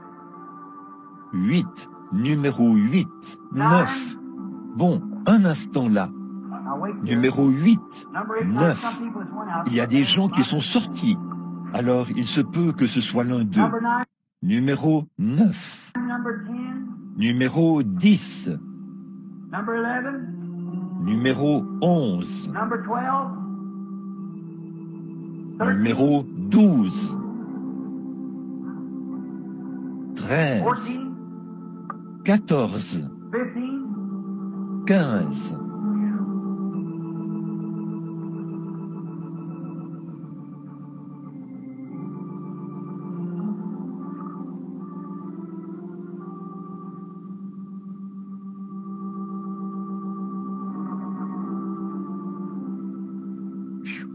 Il m'en manque 4 ou 5. Bon, nous y reviendrons. Peut-être qu'ils sont sortis. Si quelqu'un entre, frère Taylor, vérifie pour voir s'il a une carte de prière là. Place la personne dans la ligne, s'il te plaît. Il se peut qu'il soit allé quelque part là derrière. Maintenant, je vais vous demander de faire preuve d'un grand respect. Soyez vraiment respectueux. Combien ici sont malades et n'ont pas de carte de prière? Voudriez-vous lever la main pour dire « Je suis malade, j'ai un besoin et je n'ai pas de carte de prière ». Très bien. Maintenant, regardez par ici et croyez. Très bien. Maintenant, frère Teddy, très lentement. Bon, si ces gens ne reviennent pas, nous pourrons continuer la ligne de prière avec un autre numéro. Mais nous allons attendre pour leur donner une place. Maintenant, voici le moment où tout ce que j'ai dit, il doit être démontré si c'est vrai ou faux. La Bible ne dit-elle pas « Éprouvez toutes choses et retenez ce qui est bon » Maintenant, si Jésus, étant le cep de Dieu, étant roulé autour du trône de Dieu, il a apporté la vie éternelle à l'Église, et nous sommes les sarments de ce cep. Voyez, il a planté Israël en Palestine. Ça n'a pas marché. Ils sont devenus comme... Leurs fruits se sont flétris comme une veste de loup. Ils ont poussé en une nuit, puis ils n'étaient plus, ce qui montrait qu'ils n'étaient pas en règle. Ils ne possédaient pas ce qui est éternel. Mais les fruits qui sont en Jésus-Christ demeureront à toujours, forcément. Et si son esprit, cet esprit qui était sur lui, vit encore aujourd'hui, Il n'est pas une dénomination veste de loup. C'est un Dieu vivant qui produit la même vie qu'il a produite. Vous croyez cela? Alors, elle ne va pas s'enfler d'orgueil et dire « Oh, ces choses-là, c'était pour un autre jour. Oh, c'est quelque chose comme ceci. » Si c'est le cas, soyez déracinés de là ce matin. C'est du vrai. C'est une vraie vie. C'est le vrai Christ. Maintenant, ayez la foi et croyez. Ne doutez pas du tout que Dieu est présent pour guérir les malades. Maintenant, vous qui n'avez pas de carte de prière, si vous priez et croyez simplement de tout votre cœur, alors Dieu vous accordera ce que vous demandez. Combien croient cela maintenant? Maintenant, je veux vous demander encore une chose. Si Dieu le fait, bon, voyons voir s'il y a quelqu'un dans cette ligne que je connais. Il ne s'y trouve personne que je connaisse. Oui, Sœur Loxton. N'êtes-vous pas Sœur Loxton? C'est vous? Oh, vous n'êtes pas dans la ligne. Je suis désolé. Je suppose que tous ces gens me sont inconnus, là. Est-ce vrai? Je ne sais rien à votre sujet. Levez la main si c'est vrai. Alors, comment cela a-t-il pu se faire? Comment cela a-t-il pu se faire alors qu'ils sont venus là et qu'on a simplement distribué une série de cartes de prière à tous ceux ici qui en voulaient, et même à ceux qui ont peut-être sont absents? Comment cela a-t-il pu se faire? Voilà une ligne entière où il ne se trouve personne du tabernacle. Je ne crois pas que ce soit déjà arrivé auparavant. Maintenant, à vous qui n'avez pas de carte de prière, une fois, une femme s'est frayé un chemin à travers la foule et a touché le bord de son vêtement, car elle s'est dit « Je crois ». Peu m'importe ce que le sacrificateur dit ou qui que ce soit d'autre, je crois en lui. Si je réussis à toucher son vêtement, je serai guéri. Vous connaissez cette histoire. Elle a touché son vêtement. Puis, il s'est tourné vers elle et lui a dit que sa perte de sang s'était arrêtée. Sa foi l'avait guéri. Vous savez que ça, c'est la vérité? Eh bien, il est le même souverain sacrificateur ce matin. Il est au trône de Dieu. Sa parole, c'est-à-dire ses serments, la parole de Dieu a été attachée au trône de Dieu avant la fondation du monde. Le croyez-vous? Cela a produit la vie, Jésus-Christ.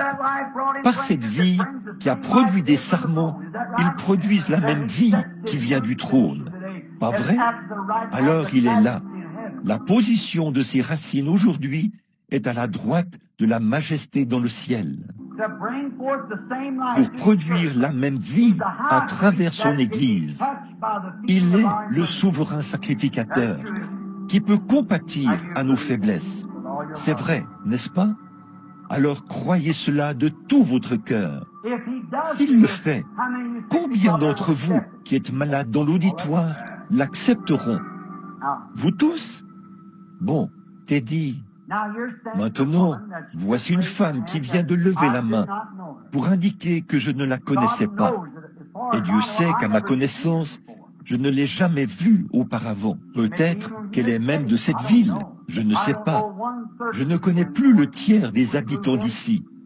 De nouvelles personnes ont emménagé ici. Autrefois, j'allais en ville et je connaissais tout le monde. Maintenant, je ne connais presque personne, parce que les gens ont emménagé récemment. Je ne connais pas cette femme, elle ne me connaît pas. Mais si cette même vie qui était dans ce cep, qui a promis que le sarment produirait la même lignée que la même vie que produisait le cep, celui qui croit en moi fera lui aussi les œuvres que je fais. Est-ce là l'Écriture? Jean 14, 8. Très bien. Alors, si l'œuvre qu'il a faite, il s'est entretenu avec la femme au puits, elle lui a dit quelque chose qui était caché dans sa vie. Si ce matin, ce même Saint-Esprit agit dans cette église et parle à travers moi et dit à cette femme ce pourquoi elle est ici, ou quelque chose qui s'est passé dans sa vie, ou quelque chose d'autre qu'elle sait que je ne sais pas du tout. En effet, si je ne la connais pas, eh bien je ne sais rien à son sujet. Elle se tient simplement ici. Mais si ce Saint-Esprit l'accorde de manière infaillible, voici la parole de Dieu qui l'a promis. Nous voici tous les deux, et nous déclarons tous les deux, nous ne nous connaissons pas du tout. Nous ne nous sommes jamais vus. Si le Saint-Esprit le révèle, alors cette même vie qui était dans ce sermon est toujours vivante, ou dans le cep plutôt, et cela palpite dans le sermon. Puisse le Seigneur Dieu l'accorder. Maintenant, au nom de Jésus-Christ, je prends chaque esprit ici sous mon contrôle, dans l'intérêt du royaume de Dieu.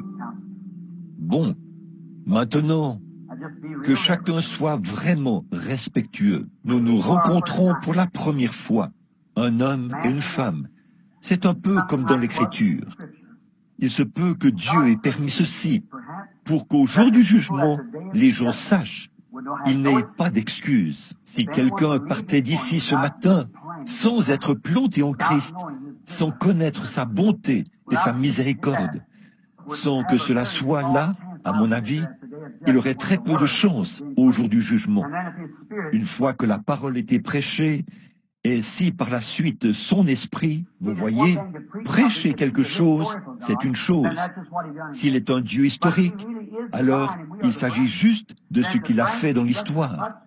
Mais s'il est réellement le cep, et que nous sommes les sarments, alors le sarment en fait tout autant partie. La vie qui est dans le cep est en train de faire palpiter le sarment, voyez? Alors il faut qu'il produise la même chose. Il l'a promis. Celui qui croit en moi fera, lui aussi, les œuvres que je fais. Maintenant, si vous êtes malade, et ça, je ne sais pas, mais si vous êtes malade, je ne pourrai pas vous guérir, parce qu'il l'a déjà fait. Mais peut-être que sa présence ici vous amènerait à comprendre parfaitement qu'il est ici. Alors, cela élèverait votre foi, de sorte que vous acceptiez cela. Voyez? C'est ce que cela ferait à l'auditoire. Ce que cela ferait pour cette femme, c'est ce que cela ferait pour chacun de vous, sans exception. Alors, croyez cela tout simplement, car il était blessé pour nos transgressions. C'est par ses meurtrissures que nous sommes guéris. Nous avons été, il y a très longtemps, il y a 2000 ans, c'est à ce moment-là que le salut et la guérison se sont produits. Maintenant, vous dites, de quoi parlez-vous, frère Branham? Je vois ce que le Saint-Esprit dira. Je ne la connais pas. Et là où j'ai eu le plus de mal à tenir une réunion, c'est ici même. C'est en effet ce que Christ a dit. Un prophète dans sa propre région, parmi les siens. Le voyez-vous? Il est allé vers les siens et il y a beaucoup de choses qu'il n'a pas pu accomplir. Il s'en est allé. Eh bien, ce n'est pas à cause de ce petit groupe-ci. Ce n'est pas ça. Mon Église m'aime et croit en moi. Mais ce sont les forces extérieures. Et la parole de Dieu le dit. C'est ce qu'elle dit. Mais j'attends un peu pour voir si l'Esprit de Dieu va moindre et me le faire savoir. Eh bien, elle est un esprit et elle est aussi une chair. Un de ces jours, l'Esprit partira. Et à ce moment-là, la chair va pourrir. L'esprit retourne au Dieu qui l'a donné. Il y a un esprit qui se tient aussi ici, mais il est représenté dans un corps de chair. Maintenant, si ces esprits sont attachés à ce cep, cela produira le... Qu'arrivait-il? Quand un esprit se présentait devant Jésus et que quelque chose clochait chez cet esprit, l'esprit qui était en lui le révélait. Voyez? Et quant à cette femme, dès que cela a révélé la chose, elle a accepté et a dit, « Tu dois être le Messie.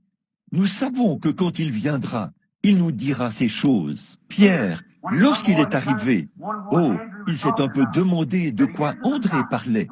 Il disait, « C'est lui le Messie. » Et quand il est arrivé devant lui, il lui a dit, « Ton nom est Simon. Tu es le fils de Jonas. » Cela lui a suffi. Voyez? Il savait qu'il ne savait pas qui il était, mais il sait qui vous êtes. Je ne sais pas qui vous êtes, mais lui, il le sait. Je ne sais rien à votre sujet, mais lui, oui. Maintenant, le voici. L'Esprit de Dieu est maintenant ici, à l'autel. Le voici. Vous avez su qu'il s'était passé quelque chose. Vous êtes ici pour un problème de nerfs. C'est vrai.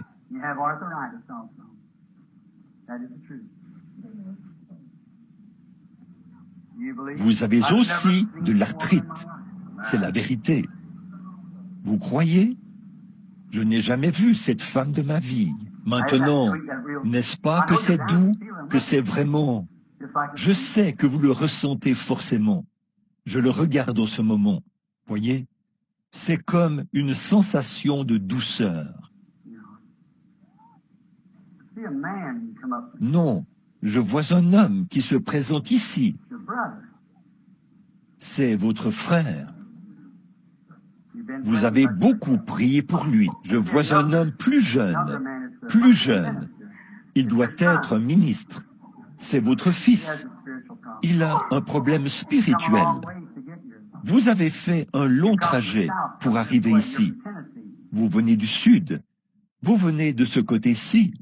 Vous êtes du Tennessee. Vous êtes Madame Tabor. Retournez chez vous. Votre requête vous est accordée. Dieu vous l'a donnée. Si, eh bien, je n'ai pas du tout touché cette femme. C'est le Saint-Esprit qui l'a fait. Alors, c'est la même. Est-ce que c'est de la même manière que cela s'est produit dans la Bible? Cette femme a dit, tu dois être le Messie. Or, cela ne signifie pas que moi, je suis le Messie. Cela signifie que l'esprit du Messie est ici. Nous ne sommes que des hommes et des femmes. C'est l'esprit du Messie. Alors, recevez cela. Soyez déracinés de cette vieille incrédulité et soyez plantés tout près de lui. Voyez? Maintenant, redressez-vous et dites, Seigneur Jésus, toi qui es le Fils de Dieu, le souverain sacrificateur. Frère Branham vient de dire que tu es assis là-haut dans la majesté. Tu as été prédestiné avant la fondation du monde. Tu as été immolé pour produire ces résultats. Que moi, qui suis un demi-croyant, qui essaie de croire, je puisse être amené à croire pleinement. Fais que je touche ton vêtement. Fais qu'il me parle. Vous qui êtes dans l'auditoire, dites la même chose. Car si tu es le même hier, aujourd'hui, éternellement, toi, permets que je te touche par ma foi et que je rejette toute pensée d'incrédulité. Permets que je te touche. Je crois que vous aussi, vous avez levé la main pour indiquer que nous étions des inconnus l'un pour l'autre. Très bien. Alors, si le Seigneur Jésus peut me révéler quelque chose qui ne va pas chez vous, ou quelque chose d'une manière ou d'une autre, vous croirez que cette corde de sauvetage, que l'Église est en effet plantée en Dieu. Jésus a dit, en ce jour-là, vous connaîtrez que je suis dans le Père, que le Père est en moi, que je suis en vous et que vous êtes en moi. Voyez, c'est cette vie de Dieu qui coule d'un bout à l'autre par le nom de Jésus-Christ et qui descend jusque dans l'Église, vous voyez, et qui fait que nous sommes un. Nous sommes des sarments. Nous sommes ses représentants. Si vous croyez cela, ce problème au pied vous quittera. Le croirez-vous? Très bien. Vous pouvez l'obtenir. Et votre mari, qui est là, guérira aussi. Vous croyez qu'il le sera de cette hernie? Vous, monsieur, croyez-vous que vous allez guérir? Oui, vous croyez? Vous avez aussi une fille. Elle a un esprit, un problème spirituel. Vous venez du Nord pour venir ici. Vous êtes venu par l'autoroute. Vous venez d'Austin. Vous vous appelez Madame White. C'est ainsi dit le Seigneur. Retournez maintenant, croyez et soyez guéris, et soyez ensuite en bonne santé.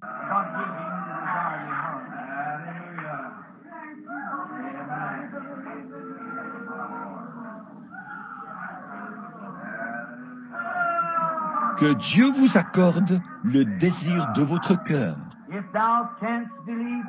Si tu peux croire, tout est possible. La vie de Christ dans le sarment. Le sarment, ce n'est pas le Branham Tabernacle. Le sarment, ce n'est pas William Branham. Le sarment, c'est quiconque veut être déraciné de son incrédulité pour être planté en lui. Je crois que vous aussi, vous avez levé la main pour indiquer que nous étions des inconnus. Je ne vous connais pas. Dieu vous connaît. Vous n'êtes pas ici pour vous-même. C'est pour l'enfant. Je vois la lumière suspendue au-dessus de l'enfant. Si Dieu me révèle ce qui ne va pas chez votre enfant, croirez-vous que je suis son prophète et croirez-vous que je vous dis la vérité? Vous le ferez. L'enfant souffre du cœur. C'est quelque chose comme une valve, selon ce qu'a dit le médecin. On a examiné cela. Il veut l'envoyer à la clinique tout de suite. C'est vrai. Vous êtes d'ici, de Jeffersonville, ici sur la rue Fulton. Là, c'est exact. Et vous vous appelez Madame Burkhardt, Irène Burkhardt. Retournez chez vous et croyez pour le bébé. Il se rétablira. Si tu peux croire, tout est possible. Si seulement vous croyez. Cette femme qui est assise ici souffre d'un problème de nerfs. Oui, oubliez ça. Vous allez rentrer chez vous et être rétabli maintenant.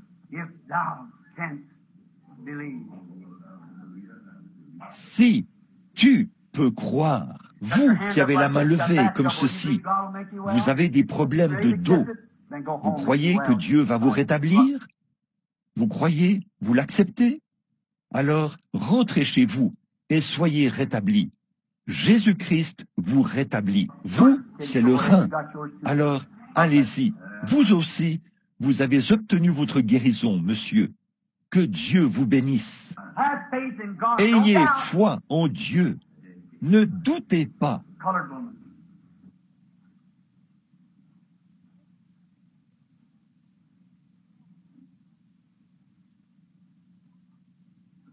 La femme de couleur.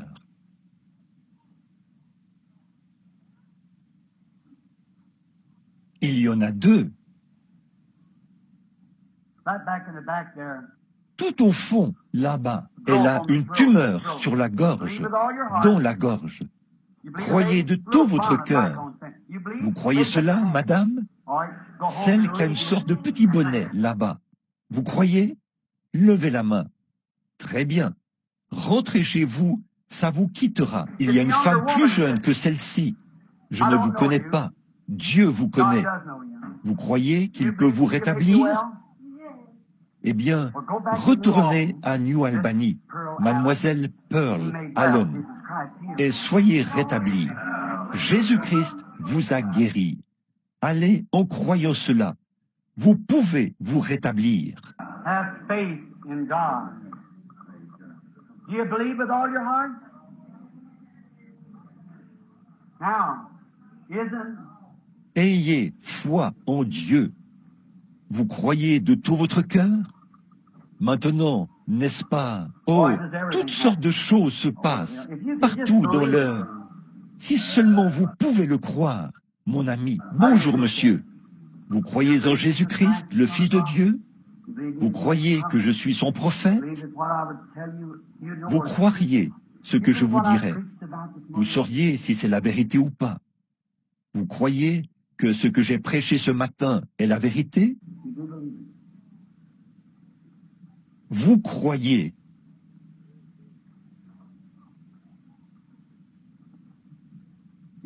Vous êtes ici pour une bonne cause. Vous êtes ici pour vous débarrasser d'une habitude, celle de fumer. Je vous vois en train de regarder cela. est de condamner cela et d'essayer de vous tenir loin de cela. C'est exact. Si vous, écoutez, vous voulez qu'on prie pour votre femme. Elle souffre d'un genre de vertige. Monsieur Carlock, retournez à Owensboro, dans le Kentucky, d'où vous venez. N'en touchez pas une autre. Jésus-Christ vous guérit. Allez, au nom du Seigneur, et soyez guéris. Vous croyez? Maintenant, regardez. Cet homme qui s'avance ici, posez simplement votre main ici sur la mienne, monsieur. Votre problème de dos a disparu. Continuez simplement d'avancer et repartez par là en remerciant Dieu. Amen. Vous voulez aller manger votre dîner? Vos maux d'estomac vous quitteront si vous le croyez. Vous le croyez? Continuez votre chemin. Louez Dieu tout simplement et dites « Merci Seigneur ». Combien croient de tout leur cœur que Dieu vous bénisse? Comme ça, vous aussi, vous pouvez partir et louer le Seigneur. Dites « Merci Seigneur ». Vous avez un problème qu'ont beaucoup de gens ici, la nervosité. Ça fait que votre cœur s'emballe. Ça vous cause des problèmes cardiaques. Si vous croyez de tout votre cœur dans l'auditoire, combien de personnes souffrent de palpitations et tout? Bon, levez la main, comme ça. Regardez tout ça. Comment pourrait-on arriver à appeler tous ces gens? Voyez, vous croyez de tout votre cœur? Vous aussi? Très bien. Allez et soyez guéris au nom de Jésus-Christ. Ne doutez pas du tout, mais croyez que ce qui vous a été dit est la vérité. Croyez que vous êtes guéris et il vous sera accordé ce que vous avez demandé. Que tous les autres fassent la même chose. Combien d'entre vous ici en souffrent aussi? Très bien, monsieur. Combien ont besoin de Dieu dans l'auditoire? Levez la main et dites, regardez, comprenez bien ceci. Je ne peux guérir personne. Je suis un homme. Si Christ se tenait ici, il ne pourrait guérir aucun de vous. Il a établi un programme. Et ce programme stipule que si vous croyez qu'il est mort pour vous, alors vous pouvez être guéri par cela. C'est le seul moyen. C'est la guérison par la foi. La foi. Elle croit que Christ a payé le prix pour vous. Combien comprennent cela maintenant? Très bien. Combien acceptent cela? Très bien. Pendant que nous prions, imposez-vous les mains les uns aux autres. Imposez-vous les mains les uns aux autres. Et que chacun prie. Maintenant, vous pouvez retourner à votre place, sœur. Que Dieu vous bénisse maintenant. Soyez guéris. Oui, c'est vrai. C'est un problème de nerfs. Mais ça va vous quitter. Descendez par là maintenant et voyez si ça... Vous commencez à ressentir la différence, n'est-ce pas? Voyez? Certainement, vous avez été guéri alors que vous vous teniez ici. Avez-vous remarqué comment il a descendu les marches, là, sans cela? Voyez? Maintenant, vous êtes rétabli. Vous pouvez maintenant rentrer chez vous en bonne santé. Que le Seigneur vous bénisse. Maintenant, alors que vous avez la main posée les uns sur les autres, vous voyez, nous n'avons pas beaucoup de temps. Il est presque midi. Et il y a encore un service de baptême. Sûrement les amis, la glorieuse vie de Dieu, le glorieux Saint-Esprit qui a montré de façon infaillible qu'il est présent, montre que cette vie qui vient du trône de Dieu est en train de palpiter dans les sarments pour manifester la vie. Ne croyez-vous pas ça? Alors, non, je n'ai jamais guéri aucune de ces personnes qui se sont présentées ici. C'est leur foi qui l'a fait, parce qu'on leur a dit quelque chose qui était la vérité. Si vous étiez monté ici, cela produirait la même chose. Or, vous qui êtes dans l'auditoire, il vous révèle ce dont vous avez besoin. Maintenant, pendant que nous prions, tous ensemble, priez et croyez que chaque parole est la vérité. Puis voyez ce qui va se passer. Vous serez guéris. Maintenant, priez pour l'autre personne. Ne priez pas pour vous-même. Priez pour la personne à qui vous imposez les mains et que cette personne prie pour vous. Prions l'un pour l'autre. Voici ce que dit la Bible maintenant. La Bible même qui dit « Vous ferez, vous aussi, les œuvres que je fais » a dit ceci. Voici les signes qui accompagneront ceux qui auront cru. S'ils imposent les mains aux malades, les malades seront guéris. Bon, quant à ce Dieu qui fait une promesse et qui la tient, si vous êtes planté là, près des courants d'eau, cela amène chaque présence divine de Dieu, chaque promesse, directement dans votre point d'attache. Vous êtes un arbre planté près des courants d'une seule eau. Cette seule eau, c'est Christ, son Saint-Esprit. Il y a la guérison, il y a le salut, il y a la joie, il y a la longanimité, la douceur, la bienveillance, la patience. Toutes sortes de dons se trouvent dans ce seul précieux nom. Tout ce que vous demanderez au Père en mon nom, je le ferai. Maintenant, priez au nom de Jésus pour la personne à qui vous imposez les mains. Je vais prier pour tous, pour vous tous, que le Saint-Esprit qui est présent maintenant guérisse chaque personne.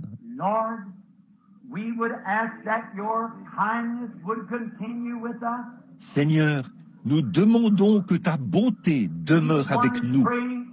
Chacun prie à sa manière à lui ou à sa manière à elle. Ils ont vu l'Esprit du Dieu vivant devenir aussi réel qu'il l'était en Galilée, exactement comme il l'était lorsque Pierre est arrivé là-bas, sur le rivage de la Galilée, et que Jésus lui a dit qui il était. Et tout aussi réel que lorsque Nathanaël est venu et qu'il lui a dit où il était la veille, aussi réel que c'était à la porte de Samarie ou au puits. Certainement que les gens pourraient dire, ça, c'est l'Esprit du Dieu vivant. Seigneur, donne la foi et la présence d'Esprit et la présence du Saint-Esprit, afin que chacun qui prie puisse faire pour son prochain une prière de la foi. Je le demande maintenant, Seigneur, pour ceux qui ont les mains posées sur quelqu'un, afin que tu leur accordes une foi immuable, maintenant même, pour cette personne, et que, bien sûr, par cela, ils obtiennent aussi en retour. Oh, qu'il en soit ainsi. Seigneur Dieu, qu'il en soit ainsi. Nous pourrions les faire passer un par un sur l'estrade et nous obtiendrions le même résultat.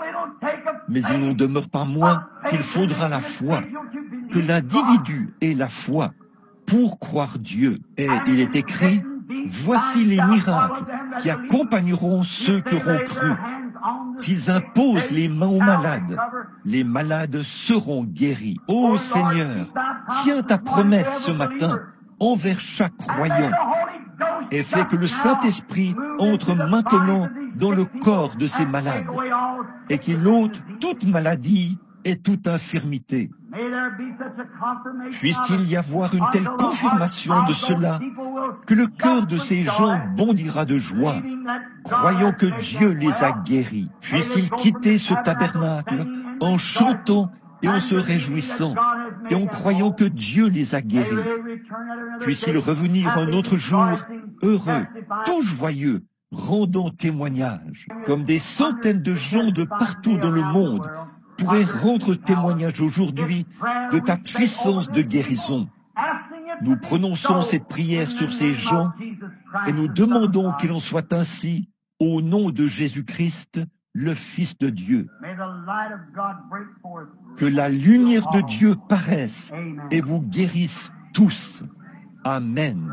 I can, I will, I do believe I can, I will, I do believe I can, I will, I do believe that Jesus heals me now.